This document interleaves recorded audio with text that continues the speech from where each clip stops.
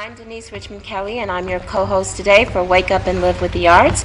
Sue Johnson is our director, and I'm also hosting today with James McGilbride. Today we have a special guest. It's Norma Powell. Yes, hello. We have Norma Powell here with us. Norma is a local actress as well as a New York actress. She is a storyteller as well. Norma, welcome to Wake Up and Live with the Arts. Thank you. It's a joy to be here, to be a part of this wonderful production. Now, I'm very familiar with Norma because she is from Karamu Theater here. She's a Karamu alum, and I'm also a Karamu alum. And Norma, tell us a little bit about how you got started in storytelling. Okay, I did a lot of shows at Karamu. I moved to New Jersey, New York area. Then I came back to Cleveland, and I realized that all these years had gone by, and I said, wow, I sure would like to do something, but I don't know what I want to do. I went to see a program, and a friend of mine was a storyteller, and she said, Norma, you ought to do storytelling. I said, what do you mean? She said, it's real easy because it's just like doing monologues, and you can do that. I said, oh, I never thought about that. And that's how I got involved in storytelling, because she told me it's the performing arts. Well, now, when you do storytelling, that's basically a narrative of some type. It's telling stories. Okay, but now, the performing that you do as a stage actor is also a form of storytelling. So, what's the difference in your mind between being a one-on-one person with an audience versus collaborating with a group of people to tell a story? Well, you just said it, collaborating with a group of people. And so therefore I respond off what they say or how they act. And usually in plays, you have scripts and you say exactly the words that the playwright wrote. In storytelling, you know what the story is about, and what they tell us is, you tell this in your way, in your own manner. You know, whereas you might tell a story and you say, I'm not going to. I might tell the story and I might say, I ain't. But it's the same thing, you know. So you can make it your own, is what we say. I wanted to talk to you a little bit about making it your own, because I know in acting, sometimes depending upon the character that you're portraying, you become that character. What happens to you when you're telling a story? I become that character. Tell us more about what that feeling is like. Well, I don't know about it. It's a feeling. It's some information I want to get across to the audience, and that depends on what the audience is.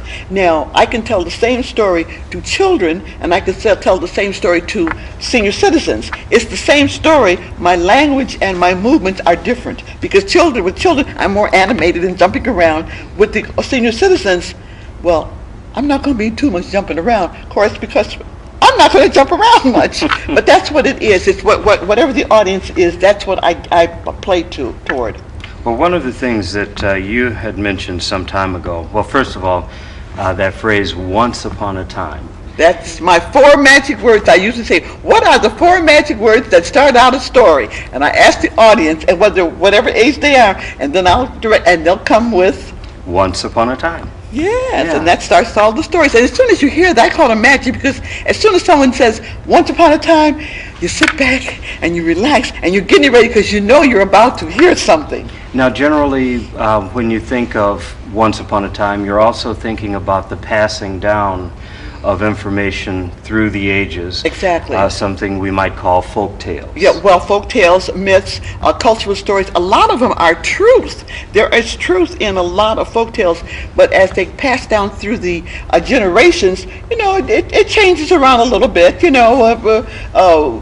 In one story, they may say something is yellow, and in the same story, somebody else might say it's green, but it's the same story, and then you do pass the principle and the storyline. The moral is always the same. Now, you said moral. That's exactly where I was headed to, because there's always an outcome. There's an ending to a story. Always has a reason for you telling it. You're teaching. Yes. The story is a teaching level. And one of the things that you had said that I read about somewhere was about personal values and imparting those, especially to young people, Yes. as being a principal outcome of good storytelling. Exactly. Expound on that just a little bit more in terms of why does there have to be a moral? Why is there an outcome?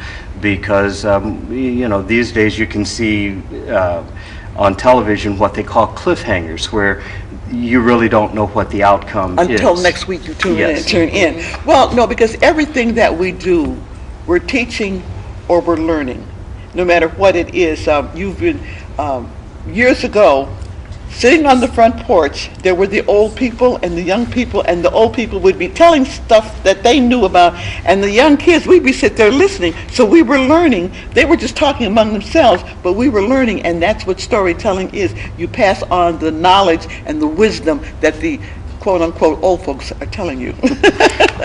Well, speaking of passing on the wisdom, are you going to be telling a story today, perhaps? Oh, well, how will I start it off? However you want, I'm fine No, with no, that. no, no. Well, of course, you'll ask Once Upon a Time. Oh, since or you said say- once upon a time, Yes, you said yes, that? That means I absolutely. have to start telling a story now, don't I? Oh. Okay, since you insisted, I All will right. tell a story. Sounds good. Well, I'm looking forward to it. Okay. Now, how did I say the stories begin? The 4 magic words, what are they? Once upon a What? time. Once upon a time. Oh, somebody started a story for me, so I guess I'll have to complete it. Okay, here we go. Once upon a time, there was a man, and he woke up one morning, he realized that he needed to get out and do something because he had no money. And what am I going to do? I'm poor. And he starts walking along, and he sees coming along a friend of his who was a holy man. And the holy man said, "What's the matter?" The man said, "I don't have any money. I don't have anything. What am I going to do?" Holy man said, "Come here with me." He said, "Look, you see that brick over there?" "Yeah." He said, "Watch this." He took his finger and he pointed it at the brick, and it turned to gold. And the holy man says, "There you are." I said, "No, you don't understand." I said, "I don't have any money. I'm poor. I'm in poverty. I need something more than that." Holy man said, "Okay." They walked around the corner, and there was a concrete statue of a lion. And the holy man said, "Watch this." He pointed his finger at the statue, and it turned to gold. He said, "There you are." Holy man said, I can't make you understand what it is. That doesn't help me." And the holy man, he said, "Look, you saw me point my finger. What do you want me to do?" The man said, "Well, yes, you're right. I saw you point your finger at that brick and turn it to gold. And I saw you point your finger at that statue and turn it to gold. And you asked me what I want? I want your finger."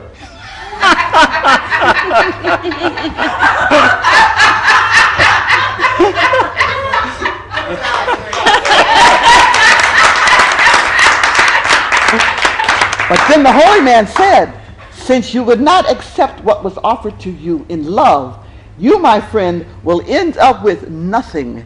And this is a folktale from India, and the name of that story is Greed. So be careful. Okay. So remember that. You know what? I have another story I think of.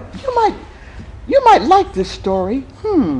Okay. You know, there was a drought in the land, and the people didn't know what they were going to do. And so all the church people got together and said, "What are we going to do? We don't have any rain, and there's no water. What are we going to do?"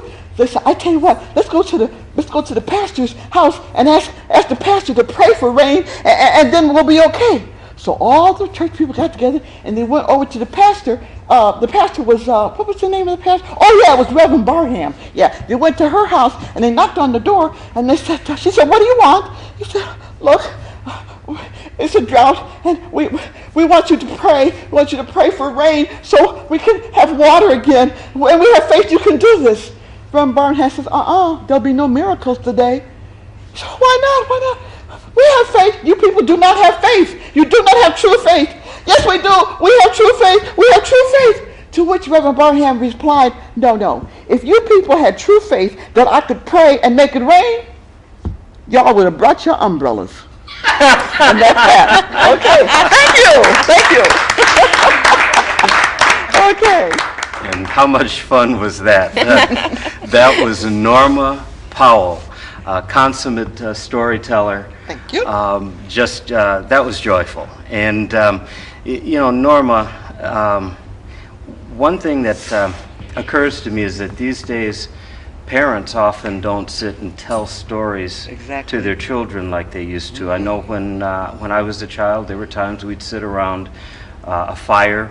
There'd be 3 generations of people, wouldn't they? Be you, your parents, and your grandparents. And that doesn't happen because people now are sitting in front of televisions. How do you think that impacts upon developments of families and social cohesion and the passing down of values these days? Is that Well, something we've lost that's really Yes, important? yes, we have lost that, and it's really important that the older people pass on the stories to the younger people. And I can use that as a personal experience. When I was a child, my grandfather used to tell my sister and I that his father was a slave that came direct from Africa. And my sister and I, we busy playing, we didn't pay any attention to what Grandpa was talking about, but he kept on talking. And now I wish I had listened to what he said, because he would say more like the country and stuff like that. So it really is important to pass on this information, because as I got older, I realized what I had lost by not having asked questions. Yeah, in our family, we shared a lot of stories like that too. And you're right, there were 3 generations. And what I noticed about you and about your storytelling is the excitement that you bring. Oh. You bring a lot of positive energy. And storytelling, that's what it That's did. what it is, yes. And it was great to Thank have you you. here today. And I would like for you to tell them how they can contact you.